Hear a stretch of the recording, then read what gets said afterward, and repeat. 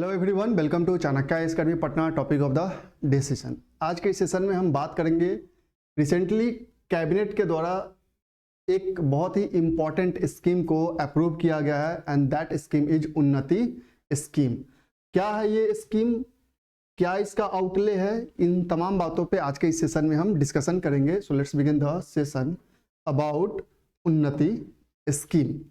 So recently, Union Cabinet, chaired by Prime Minister of India, Shri Narendra Modi, approved the proposal of the Ministry of Commerce and Industry Department for Promotion of Industry and Internal Trade for Uttar Purb Transformative Industrialization Scheme 2024, or in short, Unnati Scheme 2024, for a period of 10 years. From the date of notification along with 8 years of committed liabilities at a total cost of 10,037 crore.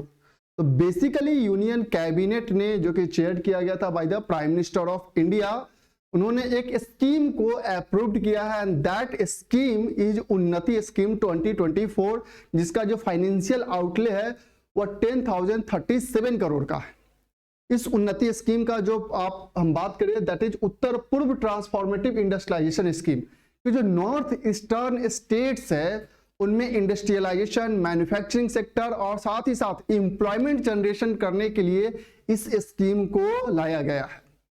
This scheme basically जो approve किया गया है for industries and generation of employment in north east reason, कि जितने भी north east reason में states है वहां पे इंडस्ट्रियलाइजेशन को बढ़ावा देना है, मैन्युफैक्चरिंग सेक्टर को बढ़ावा देना है और साथ ही साथ एम्प्लॉयमेंट जनरेशन करना है।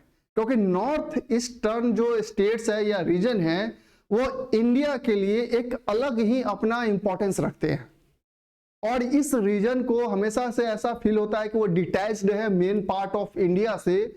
गवर्नमेंट ऑफ इंडिया, खासकर जब हम इस गवर्नमेंट की एरा की बात करते हैं तब से एक्ट ईस्ट पॉलिसी के तहत वो नॉर्थ ईस्टर्न स्टेट्स में काफी ज्यादा डेवलपमेंटल वर्क कर रही है और इसी सीरीज में यह स्कीम लॉन्च किया गया उन्नति स्कीम 2024, जिसका मेजर एम क्या है कि इंडस्ट्रीज को, मैन्युफैक्चरिंग सेक्टर्स को बढ़ावा देना है, साथ ही साथ वहां पे एम्प्लॉयमेंट जनरेशन बढ़ाना है। अब हम बात करते हैं about this scheme in detail. It is aim at developing industries and generating employment. Main intention क्या है कि इंडस्ट्रीज को डेवलप करना है, एम्प्लॉयमेंट जनरेशन करना है in north east region, seeks to create productive economic activity in manufacturing and services. कि manufacturing और सर्विस सेक्टर में जो क्रिएट कह सकते हैं, जो प्रोडक्टिव इकोनॉमिक एक्टिविटी हो सकता है उसे क्रिएट करना है ताकि अधिक से अधिक एम्प्लॉयमेंट जनरेशन किया जा सके। और नॉर्थ ईस्टर्न स्टेट्स और रीजन्स को इंडस्ट्रियली पॉइंट ऑफ व्यू से, मैन्युफैक्चरिंग पॉइंट ऑफ व्यू से वो एक हब के रूप में उसे क्रिएट किया जा सके। Its main objective is to generate gainful employment. और मेजर जो अल्टीमेट कह सकते हैं कि इसका जो इंटेंशन है, जो एम है, वह एम्प्लॉयमेंट जनरेशन का है, leading to overall socio economic development of the region. कि सिंपल सा लॉजिक है कि अगर एम्प्लॉयमेंट लोगों को वहां मिलेगा तो वहां पे सोशल और इकोनॉमिक डेवलपमेंट होगा, पीस मेंटेन हो सकता है और जो लॉ एंड ऑर्डर है वो भी अच्छे से मेंटेन हो पाएगा। Expenditure involve this will be a central sector scheme. दो टाइप के स्कीम होते हैं, central sector scheme and centrally sponsored scheme. This scheme is central sector scheme. अब इस स्कीम को दो पार्ट में डिवाइड किया गया। It is proposed to be divided into two parts. Part A caters to the incentive to the eligible units, कि जो eligible units है वहां पे उसको इंसेंटिव प्रोवाइड करेगा, जिसके लिए 9,737 करोड़ आउटले है, फाइनेंशियल आउटले। और जो पार्ट बी है for the implementation and institutional arrangement of the scheme, कि जो भी इंस्टीट्यूशनल अरेंजमेंट हो सकता है, जो इंप्लीमेंटेशन में कॉस्ट आएगा उसके लिए 300 करोड़ का फाइनेंशियल आउटले रखा गया है। मतलब टोटल जो है वह 10,037 करोड़ का यह स्कीम है। Salient features of the scheme की हम बात करते हैं तो स्कीम का पीरियड क्या है, तो स्कीम का जो पीरियड है फ्रॉम द नोटिफिकेशन 3 मार्च 2024 होगा, ये चलेगा यहां तक 34 तक चलेगा, मतलब 10 साल का ये टोटल पीरियड तक चलेगा।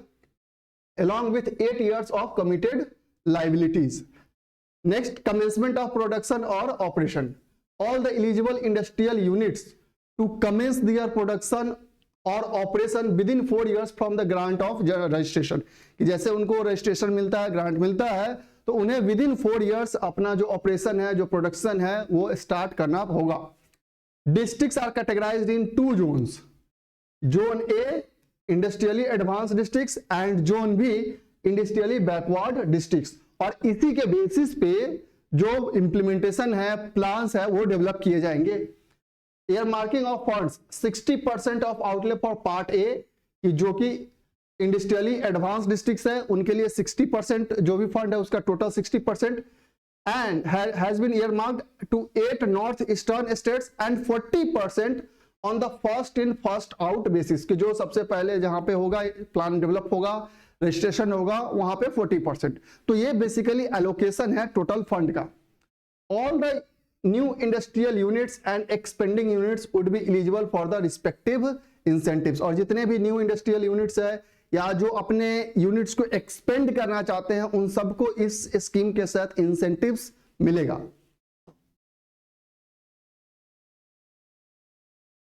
अब बात करते हैं हम इंप्लीमेंटेशन ऑफ द स्कीम की।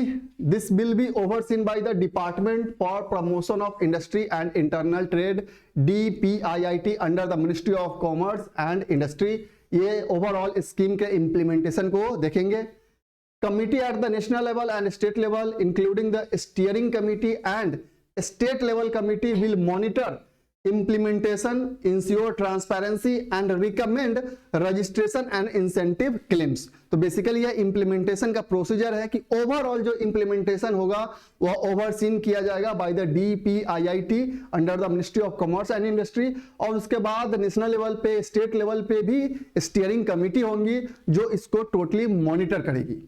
अल्टीमेट एम क्या है कि जो भी नॉर्थ ईस्टर्न रीजन है उनको सोशली, इकोनॉमिकली साउंड करना, उनको डेवलप करना और एम्प्लॉयमेंट जनरेशन करना, और साथ ही साथ जो इंडस्ट्रियली बैकवर्ड है या इंडस्ट्रियली एडवांस्ड डिस्ट्रिक्ट्स है उसको टर्म में डिवाइड करके उसके अकॉर्डिंग प्लान डेवलप करना है, ताकि नॉर्थ ईस्टर्न स्टेट्स को इंडस्ट्रियली पॉइंट ऑफ व्यू से, मैन्युफैक्चरिंग पॉइंट ऑफ व्यू से डेवलप किया जा सके, ताकि वहां के लोगों को डोमेस्टिक जोन में ही एम्प्लॉयमेंट मिल सके।